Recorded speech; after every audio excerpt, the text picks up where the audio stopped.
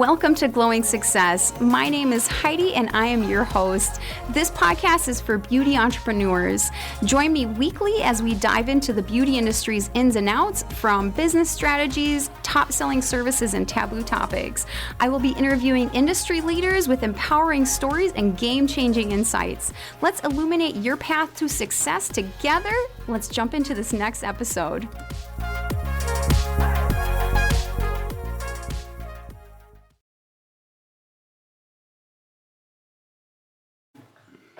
Welcome back to Glowing Success. I'm so excited about my guest today. So my guest today is my personal business coach. I would consider him a marketing expert. Pushed me out of my boundaries when it came to what I thought I was going to be doing at first and all the things that I thought marketing was about. And he's also my brother. So welcome, Nate Streeter. Hey. Yeah. Well, at least some of those things. Yeah, right? Yeah. Today, obviously, we're just talking about you being my business coach, but I really think the audience wants to hear a little bit more about you, maybe your background, and kind of go into all of your stuff. Yeah. My background, just like probably a lot of people when they start a business, is like I started a business, out of my garage or out of my basement. I suppose I started in my basement and then went to your garage. In my garage. Yeah. And I didn't really like the way that the people that I was working for were doing things. And so I didn't really know I was an entrepreneur. I just knew that I wanted to do something myself at first. Mm-hmm. And so I did that, and I had no clue what I was doing. My very first year of business, we grossed like $40-some thousand total. I don't even know how Leah and I actually ate that year. Yeah. But we did. And every year we doubled pretty much, I think for 5 or 6 years straight. And so we grew the business quite a bit. Yep. But I really figured out during that time that I needed a business coach. Actually, I didn't figure that out. Someone saw what I was doing, who cared about me, and offered actually for free to do business coaching. Yeah. Wow. And that really was a big step forward for me, because I really, even though my business was growing, I wasn't making more money. Profit-wise. Yeah. And I was just working more and more and more and more. Yeah. And so that was a big change. And I really probably started really building a business after that. Yeah. One that didn't require me quite as much. Yeah. Which can be quite difficult, because I feel like for a really long time, a lot of business owners, we just figure we got to work more to get more, right? That's a hard place to be in. Yeah, I think it's a balancing act. The Gary Vaynerchuks of the world are pushing, you got to hustle, you got to, or classically here at Paris Painting, Jason used to work what he calls the 5 to 9, right? Yeah. 5 a.m. to 9 p.m., right? A lot of entrepreneurs do that, right? Yes. Oh gosh, yeah. And Jason's story is so wonderful too, because he used to work the 5 to 9, 7 days a week. Oh. And then he only took a shower on Sundays. That was his shower day. Because he had time, he had a little extra. That was your one, yeah. So entrepreneurs, it's kind of like what our grandma used to say, being an entrepreneur is not a career choice. It's more like a character deficiency or mental illness. Yeah. Because you're wanting to, people think we're crazy. Mm-hmm. All the time, or people think it's unstable, or people think wow, how would you do that? Now, when you talk about your business, people that are listening, he's talking about paperboy marketing. Yeah. And then alongside that, so that's more it really started off as flyer printing. Yep, just a flyer delivery business out of my garage, and we used to put together packets of flyers and we deliver them door to door. And I started that in 2001.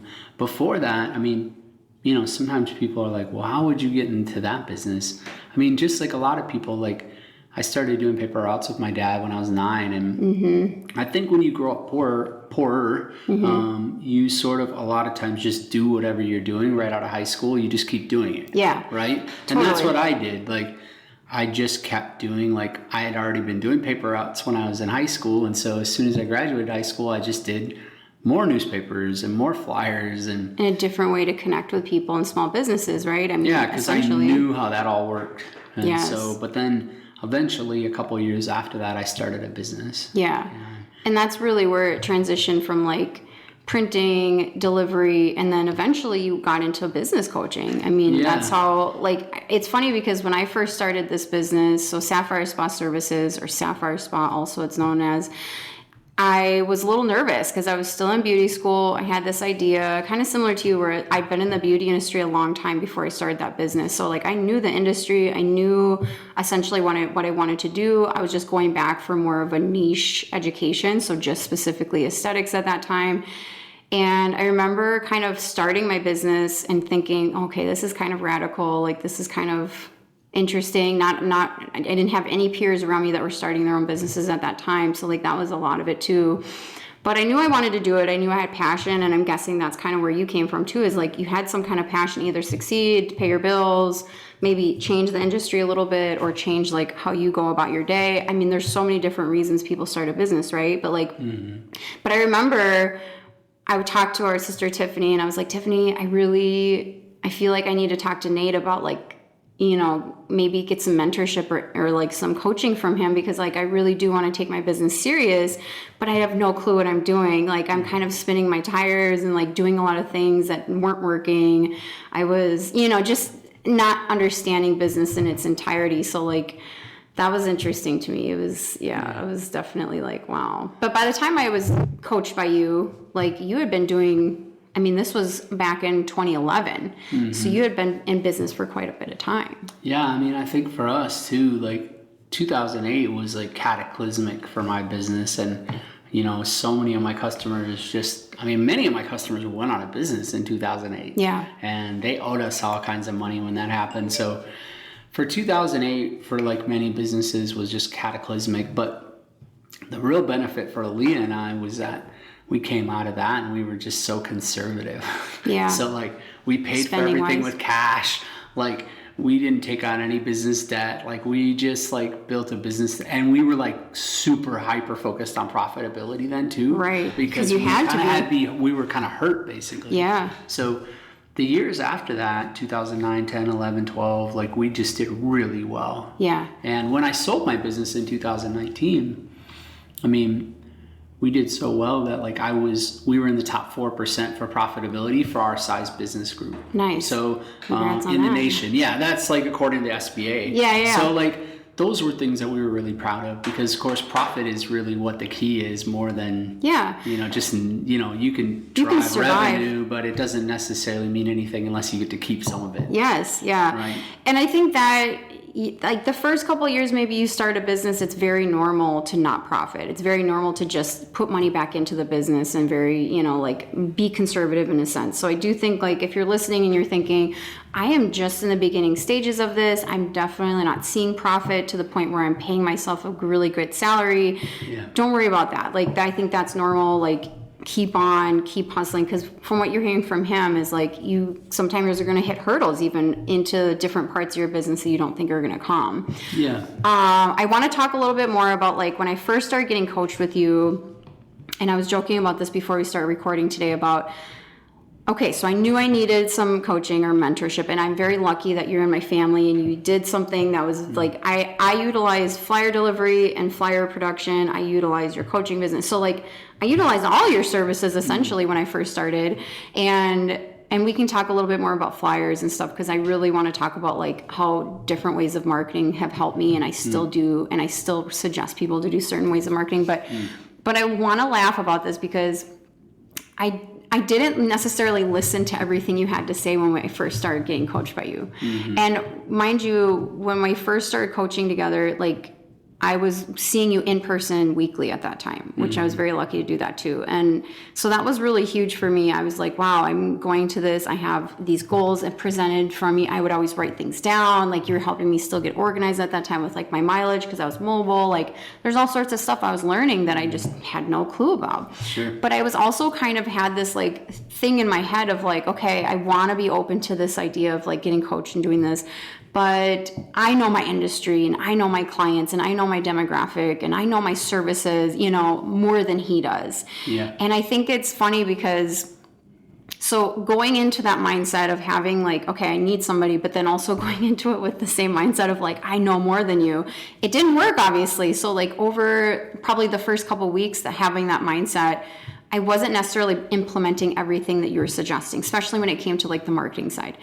And I noticed I wasn't obviously moving forward. I wasn't doing anything that you had suggested. So every time I would come see you, it would be kind of probably the same answer, I'm guessing, for a while there of like, well, have you tried this? Or did you do this? Or did you implement that? And I would say like, no.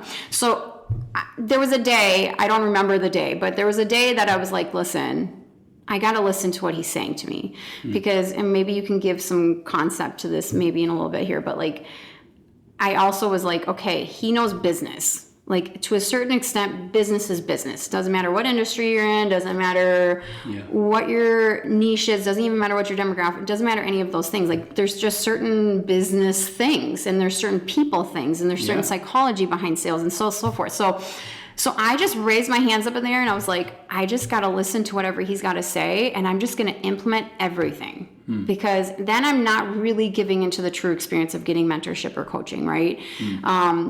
So after I did that, I started seeing my sales go up because I think at this time I was teetering between like 6,000 and 8,000 a month, and that's just a gross, right? So I'm not netting that, and I wanted to get up to $10,000 a month, and I was very close. I was teetering. I was always, kind of close to that edge, but I never pushed over, and I was like, oh, this is so frustrating, like. And I will say, even have people around you who say things like, yeah, that's just not possible. Or, right. It's, so I know, that's great. Yeah. $10,000 in your industry is good money. Yeah. And I will say yes, I was starting very aggressively already because I had already been in the business or the industry for a while. So I will say I did start at a running start, so to speak. So anybody that's starting in the industry and you haven't been in the industry before, and let's say you're just graduating from beauty school and you're wanting to start your own business, there's definitely many ways that are going to work and you will get up to those levels. So don't get discouraged when I say those numbers because those numbers probably are not, and this, like I said, this is back in 2011, 2012, 2013. Those are kind of my first starting years. So things were different maybe than what they are now. Yeah, so some things have changed. Right? Yeah. Things are always going to keep changing. Right. So. But once I gave in and I was like, you know what, I have to just try the things that he's suggesting to me and I have to really look at the numbers that he's having me look at. Like you were having me held accountable to my COGS, like my cost of goods. Like you were having me keep accountable to some of my actions of how I'm spending my days, when it comes to am I working on my business or in my business. So it was very interesting. But I want to kind of segue into marketing. So one of the first things I did with you specifically, other than word of mouth, networking, things like that, was I handed out flyers. And mind you, he would print the flyers. Sometimes I would work with you and print the flyers with you, but and then I was at that time, since my budget was so tight, I would go out and deliver the flyers. Yeah. Now my demographic was just anybody, right? I was mobile, so I was in a lot of different areas in the Twin Cities, so a lot of suburbs, and so I was very lucky that I could deliver these flyers in an easier way. I had a car, obviously, but I will say, I had some clients that kept their flyers for a full year before they would book with me. I had some clients that purely booked because of those flyers. So obviously that marketing helped. Do you feel like that type of marketing is still profitable and useful for business owners today?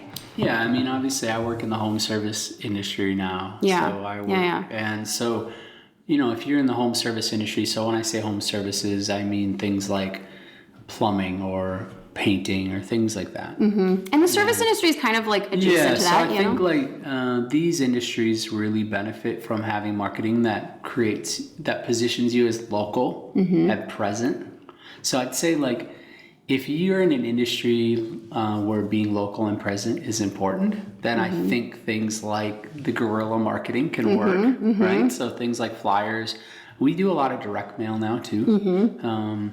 But things like that, I know a lot of people think everything is digital, and we do spend a lot of money on digital marketing. Yeah. But we haven't given up sort of on these old school ways because we track everything and it definitely still works. Yeah. So, and I think to your point, one of the things that's really wonderful about some of these old school methods of marketing is that it can be really cost effective because you can just hustle. It's kind of like social media that way, right? Where you could hustle towards something. I think, but then the thing that's really wonderful about something that you put in their hands is that they could keep it and respond later. We call it keepability. And some people really do need that tangible. Well, you guys think about your market, like these are often wealthy women who are very busy, and they might not have this might be a delayed purchase decision, right? And so whether you're marketing on social media or any other method, you sort of need to always keep that in your mind, is that they may not take action for a while, and you're building towards an action. So I'm always a big believer in like building relationships, building trust, and doing a lot of different ways of marketing. Like that's kind of what's worked for me over the years. That's definitely, specifically in the service-based industry, you want to build that rapport and that trust as fast as possible. So like you were saying earlier, if somebody knows that you're local, somebody knows that you're in their community, somebody even just hears about you, boom, they're already knowing about you now. So they've maybe built that little bit of rapport or trust already. When it comes to advertising in general, one of the things that it allows you to do, so you can build a business, and you should, if you're in a service industry, you should try to build your business around repeat and referral business, of course. Right. That's what's going to pay your bills. Yeah, you need to work around that as much as possible. But what marketing does is it gets you into new social circles. Right. Like you need to add some new social circles you're not connected to. Yes. And that is one thing that I would try to use my marketing for if I was in an industry like yours, is that you need to figure out, different people that you're not connecting with and go market to them. And so you can get in. And that's really sort of, I think of actually like a home service business that's a lot like yours is like the cleaning. Like house cleaning. Yeah, we're going into their homes. You're going into, they have a tremendous amount of repeat referral business. But what they need to do is like sort of use marketing to like get outside of that so they can build some new, because I remember sitting down with so many of them over the years, and they would show me, they would say, look, Nate, these 25 customers you brought me last year, or 4 years ago, let's call it, have turned into 125 now, but they're all connected. Yeah, they're all community members and go to the same school or the same churches or whatever.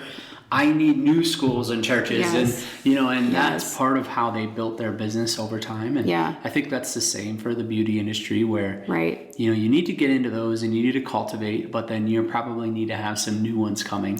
But you can absolutely hustle to do that. You don't have to spend thousands of dollars on marketing. You can hustle and attend events where it's really just about getting to where the people are that might care about what you do.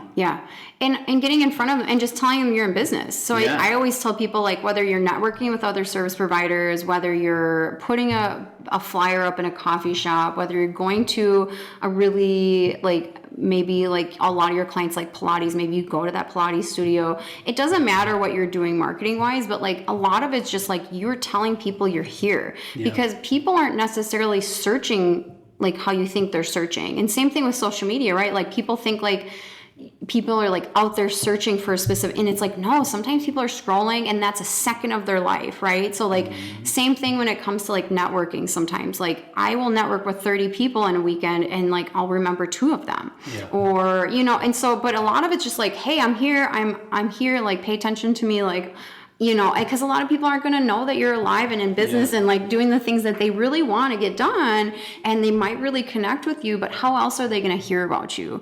And I really do like how you're talking about like reaching essentially like your cold market, right? Like, or you're, you're stepping outside of like, maybe the market that's easier to target. Let's talk about like a cocktail party as an example, or something like that, right? Like we've all been to these kinds of things. And there's people there you don't know, and you're an aspiring business owner, and you're like, okay, I got some people I can talk to. I think you guys have maybe read the book, How to Win Friends and Influence People. If you haven't, it is a little bit of an old book, but it's got such good principles. But the primary thing that I really think I learned from that book is that you don't want to talk about yourself. Like, people don't actually care about you. I know that sounds terrible. No. But what you want to do is get them talking about themselves. And, one of the key concepts of that book is really this more modern wording, which is like using probing questions. So open-ended questions. You can absolutely guide the conversation but they're the ones that are talking. Yeah. That's actually what you want to do. Yeah. Find out who they are. You can get them talking about things you care about by just asking them questions. Yeah. Now, it doesn't work if it's clear as day that you're trying to just ask them questions about stuff you only care about. That won't work. You need to use whatever they're caring about clearly as a jumping off point. Yeah. But somebody who can use probing questions to really, you could talk about let's say they're really excited about their vacation coming up. You could ask probing questions about their skin or their hair, or their nails, or their eyelashes. So you don't assume anything. Yeah. You could just ask them a question about. Are you prepping for your vacation? Yeah. Right, exactly. Like, what have you been doing? Like, and that leads into, now, here's the thing. If you were in a cocktail party, this is what I still don't recommend is still in that situation when you're using probing questions like that, you're not trying to sell anything. No. What your goal will be in this equation is to be surprisingly helpful. Yeah. So add something that's like, wow, that girl really had that information, or that guy really had that information. Like, oh my gosh, I have to know. I've actually got something in my car for that, or like, hey, you should maybe do X or Y. Maybe that it's comes the same as dating too. It's like your best case scenario is they might ask you then, like, is this something you do? Could you help me? Yes. Now you're pulling them in a little bit, where it's like, okay, but I wasn't trying to come in to do that. No. But they can clearly are basically telling you, oh, you're clearly a resource to me. Yeah. I might want more of this resource in the future. You can be intentional with those types of interactions. Don't get me wrong. So I think if you're listening and you're kind of confused about what he's saying of like, wait, should I put myself out there? Should I not? Definitely be intentional about the relationship building you do. But basically, I think what he's kind of saying is like, don't just go over there and be like, hey, I'm Heidi and I'm a lash artist. Like, let's talk. That's not just a genuine either. And people gravitate toward authenticity too. Yeah, exactly. And they remember how you make them feel. Yes. So what they're not going to maybe remember as much as what you do. Yeah. But they definitely will remember how you made them feel. Yeah. And so that's what your goal should be, is to be helpful. And, of course, if you can give them a business card or something, that's always great. But I think much more important is just to show you care about them.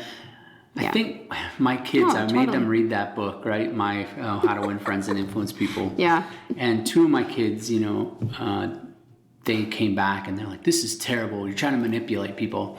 And I told them, I said, you read the book incorrectly. You need to care about people. Or from people. A different lens, yeah. Well, I think you could think about this as like, well, I'm trying to manipulate people. I'm trying to fake that I care about them. No. You should care about people. Yes. You should want to be surprisingly helpful. Yes. You guys are all in a service industry. that's sort of that's probably level one of you clearly care about people. Yes. And if you you're don't, maybe person. You're in the wrong industry. Right. But assuming you do, these are probably the things that I would start with, is just try to figure out how to get myself in positions where I could make relationships, utilize some of those principles you can learn in How to Win Friends and Influence People. Yes. And, you could ask those probing questions. Yeah. And if, let's say, you're somebody that's more shy or more introverted, I've done an episode already about this, but I always tell people, maybe practice a little bit. So maybe if you are trying to go to a larger networking event in your area and you're like, this would be a really good idea for me to go to this event, but man, I don't know how to start conversations. I'm not very good with, closing a conversation essentially. And that's what we're kind of talking about. Maybe that's something that can really help people calm down about that. It's just go there just wanting to get to know people and wanting to be maybe a resource of information. Yeah, and don't think of it as I'm trying to catch 5 people as clients, I'm going to let you in on a little secret. If you're really introverted, you actually could be the best at this. Because I think the more extroverted you are, the more difficult it is actually to stay in this sort of ask people questions and get them talking about themselves. Yeah. It could be a little bit intimidating for some people. Well, I'm saying if you are just a super gregarious personality, you probably are used to going around the whole world and controlling conversations and everything's about you, and the goal is to get everybody laughing around you. And actually, these people are actually the worst at being surprisingly helpful. Yeah. And the worst at probing questions. Yeah. So the person that works here at Olive that I trained to do this She is actually one of the most quiet people in the office. She is clearly introverted. Yeah. But she learned how to do this. She can go into any place now and get somebody. She's the kind of person where you get done talking to her for 20 minutes and realize you don't know anything about her. Because she wants more interest. She knows how to get you talking. Yes. And so it's actually easier for introverted people to do this. Nice. And it's actually like once you learn how to do it, they're the best at it. Yeah. Because they can easily just get people talking. Yeah. And I do think a lot of it's, like you said, it's about the questions you ask maybe, or it's about like just the interest of of the other person. So when he says like, when they learn how to do it, I think some of those things are just learning how to conversate in certain ways, or learning about those questions to ask, or, just being intentional about that interaction in general. I think that can really, but a lot of times just introducing yourself to somebody is just the first step. So like if you're thinking, man, that even sounds like a lot of work to me, Heidi, like the introduction alone, or just being there, physically going to somewhere. So let's say that's a huge deal. So if you physically walk into that event, that is number one. It works like that on the internet too, though. If you guys are in places where people are talking about things that you care about, whether it's hair, nails, skin, whatever, and you can be surprisingly helpful in those places too. These concepts work whether you're at a cocktail party or you're in an online chat, or you're responding to an Instagram or Facebook post or something like that, right? Yeah. Like they work in all those environments too. Of course, it's a little harder on a Facebook post because, you've got all of your thirsty people who are really quick ready to answer those questions because they've learned this. And so I think those environments are a little more challenging just because there's so much competition. Yeah. But it's the exact same idea. It's just like who can position themselves as being helpful and developing relationships. And and what are you really offering? So like, it's not so much about like I offer lash extensions, let's say, or I offer business coaching services. Mm-hmm. It's more about like, what am I helping you achieve? Like what problem am I solving for you? Yeah. So I always kind of start with like, so my lash extension clients specifically are busy moms or busy working professionals. Sure. Specifically, my demographic generally is women or people who present themselves as women. And a lot of times I want to tell them this service is going to save you time, because that's like my main, thing I hear from a lot of my clients is like, wow, this saved me so much time in the morning. This saved me so much time getting ready for this event. I didn't have to think about it when I was traveling, so forth, right? So like maybe when I do my online marketing, in-person marketing, it doesn't matter. I'm always going to think about like, okay, that's probably one of my main objectives for, talking about is like, I'm going to talk about how my service saves them time, or how it saves them, mascara, or but that's really what I'm going to drive from, less of like, I've been doing lashes for 13 years, or I've been, so marketing definitely is all about like that end result you're giving that client, like that feeling that you're going to give that client. Like it's more about that. Like, yeah, I think I would, if you agree. Yeah. I mean, I love that. Like, I think like, so you think through the buying process, right? The buying process is like, I have this need because I need to save time. Right. I need to look beautiful all the time. Right. I don't have time to do that. Right. That's what you're doing. Yeah. Like you're combining those two things, right? Yes. And this makes me feel beautiful when I have my lashes. That emotion is there. Yep. So I think that's part of it. I think then you think through what are the barriers to purchase. Yes. So now the barriers, like we've all had our haircut or different things, is like, well, I'm sitting in a chair with this person for a long amount of time. I want to enjoy this time. Yeah. So they want to like you probably. Yes. They want to feel comfortable, like the environment they're going to sit in. Yes. So if you can make videos for your social media or other places that will kind of like show the barriers to purchase. So like, who am I going to be working with? Will I like them? Yes. What's the environment going to be like? Yes. You can just answer all those questions with short videos, right? And they're going to look through your Instagram or your Facebook or your wherever, TikTok, right? Yeah, exactly. Yep. And that's sort of what they're looking for, is to answer those barriers to purchase. Yeah. And then you can show other things, right? Like, hey, I'm really good at doing blonde, or I'm really good at this. Yeah. Those are definitely avenues too. But like, I always tell people, and the one thing that I just talked about too is like, there's not enough people online showing their faces and introducing themselves. Right. So like for me specifically with service providers, like the client wants to get to know you because you're actually the reason they're going to come back. Yes, you can be really good at what you do, but that like you're saying, that atmosphere you're giving them, that conversation you're giving them, that bedside manner, whatever the case may be, or just you entirely, your energy, that's why they're going to actually rebook with you, is not because you gave them the most fantastic haircut. Because I've gotten services done in the past where like that person did a really exceptional job, but if they didn't make me feel comfortable, or if I didn't feel like I could freely talk to them, or if I didn't, have all those things, I'm not going to go back to them. Yeah. I'll go find what I'm looking for in a service to encapsulate like what I'm looking for from another service provider. So like it is about you and building that, trust and that rapport. And that's kind of essentially what we were talking about too, is like invite them into your space and say, hey, this is the kind of thing that I do here. And obviously most of what my listeners are probably estheticians or just service in general, like in the beauty industry. So like a lot of it is like, inviting them into that room or inviting them into that chair and saying, this is the type of environment I have, and this is what I'm doing, and less about like, I do really well in facials, right? It's before and after. Like everything is like very. I think that exactly. And those can attract people. Don't get me wrong. Before and afters are great, but really, when it comes to any marketing, it's all about that conversion. So getting that person from either looking at that flyer, looking at your post, looking at your video, and getting them onto your books and into your chair or into your room, right? So like, if that conversion, it takes a little longer, that's fine. So I think personally, online conversion is a little bit longer than in-person conversion. Like, I think my in-person efforts is gonna before and after pictures in your industry. My estimation would be that it creates interest. Yeah. But it's probably not going to get them to the barriers, right? So you have to sort of think through the buying process there, which is.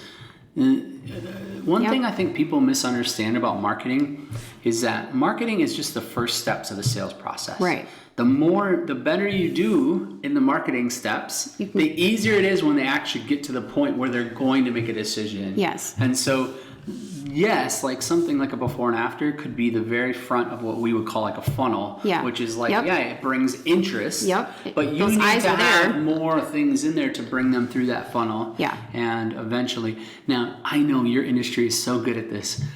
When they are ready to make a decision, you want to make it easy. Yes. Like so online booking. I know you don't eat any meat, but like McDonald's is the perfect example of this. Like I don't think if you asked 100 people like, do we, is McDonald's great or amazing or no, right? No. But they're consistent. Easy and consistent, easy. right? Yes. And so that's why we keep going back there, or some of us do. Yep. So like this is the same. Like make it so easy to work with you. Yes. That it's like easy to book an appointment. Yes. Easy to pay. Yes. These are the kind of practical things, and I know you do so good at that, and you coach people on that. Yes. So. But especially in today's environment, today's world, people are used to having things 2 days. People are used to having Amazon. People are used to having things quickly on their phone. Right. So like. That is a really great example, and I will say, like, I've seen a lot of things online about people being a little bit more shy away from doing those types of things. So whether getting a POS system or getting an online booking system or something like that. And I will say, if you do have a little bit of money to spend in your business, those are the areas I would spend money on right away, because like he said, if you're already putting a lot of effort in all the other things, that is going to sometimes be the reason somebody comes back to you or not, right? And so I think so. If it's as simple as them being able to check out with their credit card, do it. Consume that cost, right? In a sense. Chris Oliver, I don't know if he's going to listen to this, but we grew up. He's a barber, right? Yeah. Like perfect example for me. Yep. Like I started working here, right? Like this company bought my company here in 2020, and I work here now. I own some stock, but I have more of like a 9-to-5 type job now. And we can talk a little bit about that in a minute too. But the reality why you did that, is that I can't just go anytime I want during the day to go get my hair cut anymore. So like I used to be able to. So I don't see Chris anymore. And guess who I see? Sorry, Chris. Is I go to Sport Clips, because it's like, well, I can just schedule at any time, basically, like, and I can just get on their waiting list quick. Right. And they have an online thing where it shows you where you are in line, right? So I don't need to go down there until it's my turn. Yep. Right. And it's close by. I know it's going to be about 20 minutes, and I just drive over there. Yep. So they've made it easy. Yes. Do they give me a better haircut? No, not even close. Maybe not even a better, a way better haircut, like in all stages. Right. So I hate to even admit that as an example. I think he'll appreciate why you're, he'll see why you're doing that. But that is a really great example, you guys, of you could be missing some of those opportunities. And not saying that Chris is missing that opportunity, because that's just how your life is running. Mm-hmm. And I will say that's just life sometimes. I have clients that want to come in times that I don't work, and I'm sorry, I'm just not the service provider for you, because I have these hours. Yeah. And there's nothing wrong with eventually having those boundaries, right? Because as a service provider, you are going to have to set your own boundaries at some point. Sure. How you had mentioned earlier that somebody was working, 5 to 9, 7 days a week. I definitely had that time in my business where I was working constantly. Yeah. And part of it was yes, I was hustling and I was trying to get a certain brand recognition out there, and I was trying to hit all these goals.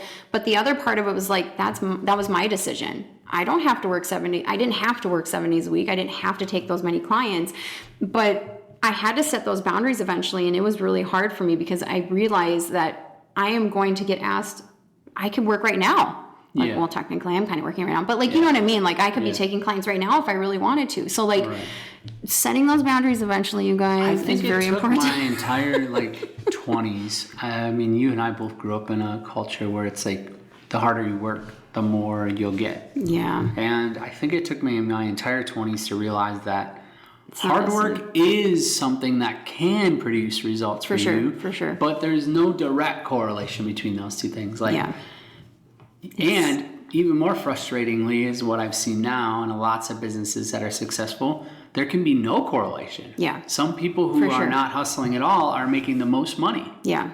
And so it's really discouraging. What that taught me is that things like coaching and stuff matter so much, because there are things that you can do that are going to bring you a lot more profit. They're going to help make your day way easier. You're not going to have to work as much. Yeah. Right? So if you could trade for that, you should, right? And yes. I think for me, that's something that I unfortunately I feels like I had to learn the hard way. Where it's just your work-life balance was one of the most important factors of why you sold your business. Yeah. So that is, something to recognize eventually in our business. So if you're starting this journey right now, or if you're in the middle of your journey listening, or if you are seasoned, have been in the business for a long time, or have you had your own business for a long time, I should say, I'm sure you're either going to have to set boundaries eventually, or you realize that you did not set boundaries at some point. And unfortunately, it's just one of those things that eventually you're going to have to do. Yeah. And for yourself, or for your family, or for your work-life balance, or for your body, for me specifically, I have to set certain boundaries just because I physically can't do as much with my hands. That hand-eye dexterity and that fine motor skills, it's going to eventually take a toll on your body. So just now, that is definitely important. But your business coach and somebody that's coming from the outside and looking in, kind of wrapping back into how I feel business coaching has helped me, or mentorship has helped me, is maybe seeing those pain points that you're not seeing is hey, absolutely. If you continue to work at this level, you're going to burn yourself out. Now, for me, that was my husband, Manuel. Years ago, he was he kind of noticed me working a lot, and he was are you always going to work this much? And I was probably. And so I had to, recognize that that's not healthy. It wasn't healthy for our relationship either. But I had to have an outside person, I'm saying, to tell me that. And so it's just if you go see a counselor. Yeah, right. They're going to have a perspective on your life that you probably didn't think of before. Yeah, and maybe a pathway that you can help. Yeah, yep. So I do think that's one way that you've helped me a lot, and I think that's something that you don't necessarily have to have it in the coaching world. Maybe find a mentor. I had some mentors early on, especially I worked at Great Clips when I was 16, and I feel some of those ladies I worked with at that time were my mentors at that time. I was just starting in this industry. I was just that was my first job in the industry. I had known a little bit just because one of our aunts had a hair shop when I was a kid, but that wasn't the same, right? You're looking at it from the outside, whereas when you're working actually in a salon or spa, you really learn a lot. And so those people really taught me some foundational things. I think having people that I'll always that remember. Are really good, but the only thing that I would just say of why I might be a little bit more a fan of hiring a coach, if you absolutely can. I'm definitely on that. Well, here's why, is because, if you have a mentor, there isn't necessarily pressure in the relationship for you to succeed. Right. It's very you can listen to this or not. Pieces of advice or whatever, right? Yeah, for sure. 100%. But like when you have a coach, now all of a sudden money's being transferred. And guess what? They need to see you succeed because their reputation's involved in your business now. Yes. And I have found that to be so wonderful because the reality is I give them a little bit and almost always they're going to take that little bit and multiply it. Yeah. Because they want to be able to point and say, look what I did. Yeah. Like I remember my first coach, I mean, really one of the things that he was most proud of is that I was working like 15 hours less a week. Oh yeah. See? And my profit went up. Yes. Right? So he's being able to go to his other clients and say, look what I did. Yeah. His revenue went up this much money per year and he's working 15 hours less a week. Yes. Right? So I think that's one thing I do like about, getting a coach is that you're getting someone that now has some skin in the game to your world. Yeah. They want to look at all those cracks and all the things that you don't necessarily want to show a mentor. Because that's the other thing. Yeah. When I was thinking about this, when you're saying that, I was like, yeah, your mentor really is just there to be like, oh, I'll give you this advice because we're kind of talking as friends. Whereas like, your business coach is going to be like, well, let's peel back some of those layers that you don't want to talk about and you don't want to see, because sometimes those are the ways that we can really advance. I think a good way to think about it too is like, okay, let's say you were like having a really hard time in your marriage and you were contemplating divorce.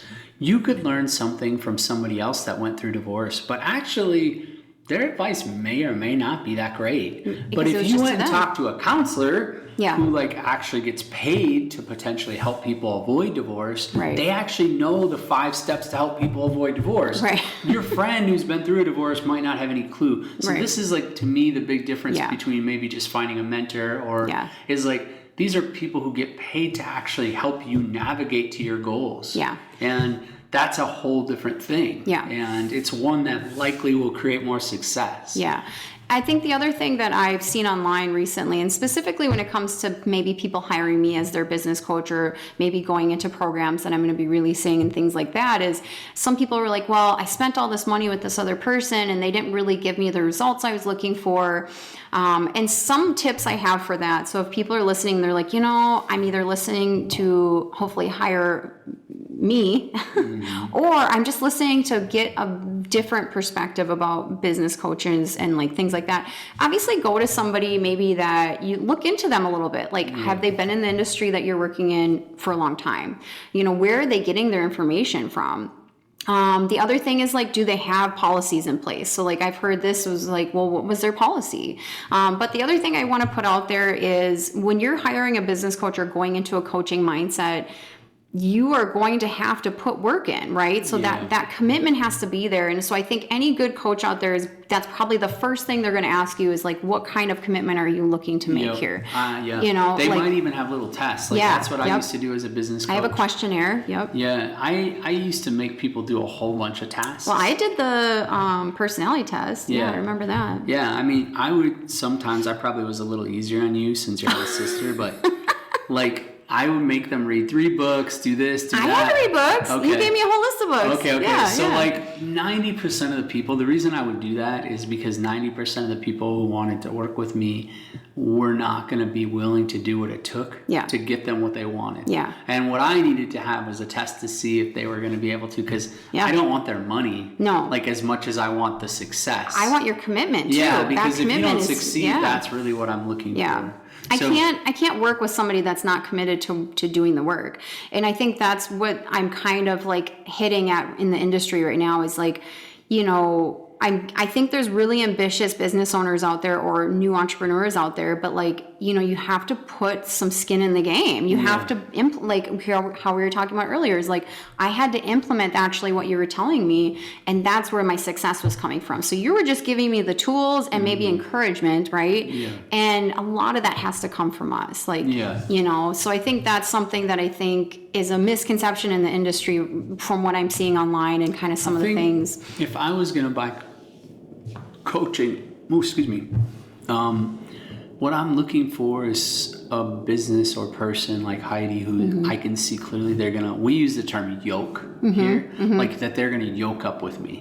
Like, what does that mean? Like, they clearly are showing that they're gonna care about my outcomes in this equation. And I think once you see, like, usually, because particularly in the marketing world, there's so many companies out there that are willing to sell you something that's coaching or whatever. But the truth is that They have a system. They really keep you at an arm's distance from them.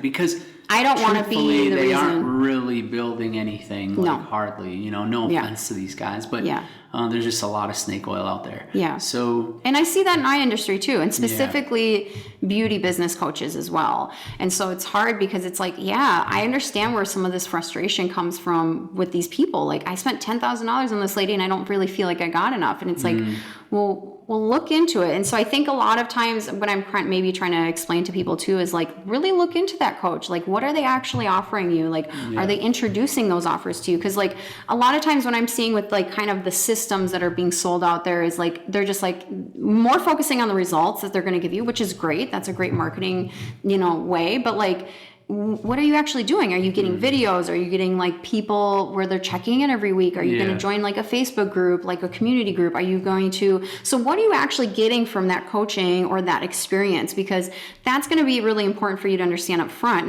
Not only that, obviously their policies, like their background, like, and then what is the end result you're going to get from that coaching experience? Because then you can actually see, okay, I'm going to have to probably dedicate like once a week to this person. I'm also going to maybe dedicate like 10 hours a week to this marketing or this, program.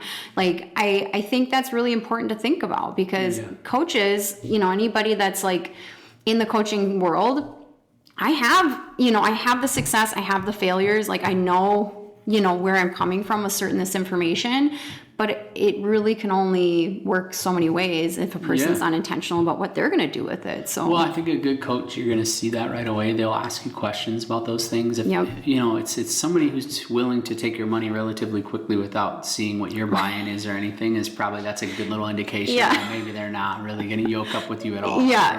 Totally. Because they're not necessarily on the line with it. Right. Whereas you were saying earlier, is like, my name is on the line. So like, a lot of times if you think about how you're going to grasp those clients, I want my clients to talk about me, right? I want them to say, wow, Heidi gave me a really good service the other day, and I want them to tell like 5 of their friends. So essentially, me as a coach, I'm the same way with my coaching, right? Like, I want you to tell 5 of your friends that. So there's got to be that relationship there. It's like somebody, like a Chad, I think is what you guys are calling, like okay, so like this guy, he like is just a serial dating, monster, right? Like, but the unfortunate part is that he might actually make 70% of the people that he like interacts with in a 10-year period feel like it was like something they did. Like, this is actually like peak narcissist, right? It's like people are leaving relationships with him feeling like they weren't. But the reality, so the same thing happens in the coaching world too. I agree. Right? Where, I agree. People think they can just point at the 30% and say, look, clearly there's nothing wrong with me. Right. Well, maybe. And I did not invent marketing. He didn't invent marketing. We didn't invent business. Like, so I think that's some of the things that, I hope like people can understand is you can do this too. Like, that's something that I emotionally had to get over as well. So like, sometimes it's either like money objectives, or sometimes it's like, I've never seen that much money, so how am I going to make that much money? Right. Or no one else is. No one else is around me. Or like the objective of like, I just don't feel like I know that information, or I can know that information. I don't feel like I learned fast enough, or I see this person over here. Obviously, comparison is a thief of joy. But like, there's so many different ways that I think people can kind of stop themselves from it. But like, as soon as you kind of give away that and just be like, you know what? I'm just going to try. I'm just going to try. And like, you'd be so surprised at the information that you get and how you can use it and how you can individualize it to still be unique to you and your business. And so I think that's something I had to learn quickly too, is like, this isn't like some magic, potion that this person has and they're just like fantastic because they're charismatic or whatever. I think there's always that in business, like, or when it comes to attracting your ideal clients, like, no, it's just about like putting some things in place and learning some things and then keep on doing them and being consistent. And I think that's a lot of it too. Okay, so I think we went over so much today. I think that the listeners, hopefully you guys can, get a little bit from this as like what coaches, maybe business coaches can offer, maybe some perspectives of different marketing, because obviously my brother has a lot of background in marketing. I think, hopefully you're going to walk away from this episode feeling inspired today and feeling like, you know what, I can do this. And if you're just starting a business, this is the perfect time, and the time is now, right? Like I always tell people, when are you going to do that? You're going to do it now? do it now. 2024 is a great year to build anything because why might I say that? Because I actually think when things are down is the best because you're really positioning yourself it's not going to be down forever. Right. And right now, it's the best time to build anything because in some ways it's the hardest. So if you can get through now, you're going to come out way ahead. Yeah. And many people are shrinking right now. Yeah. So guess what though? That means that there's market share to be gained. There's opportunities to be had. Yeah. Or this is the time to learn. Yeah. Sometimes in, maybe slower times specifically, like this is kind of getting out of a slow time in the service industry, but like, this is the time to gain that knowledge and then you can implement it. Sure. Also, sometimes during these types of times is when people give up on their businesses. And so like you were saying, if you can persevere past those difficult times, you're going to just push past it and hopefully, succeed. Totally. But I think now's the time. Thank you guys for listening. I am going to close this episode out with this. Thank you, Nate, for joining and coming on today. Yeah, it was fun. I had fun. I'll do it anytime. Awesome. Well, thanks again. All right. Thank you for listening.